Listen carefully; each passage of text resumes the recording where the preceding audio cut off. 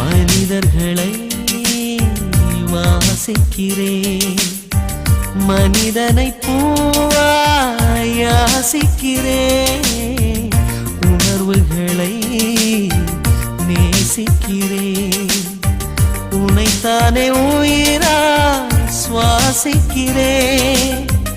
எனக்குள்ளே உன் மூச்சு, எதற்காக என் மூச்சு?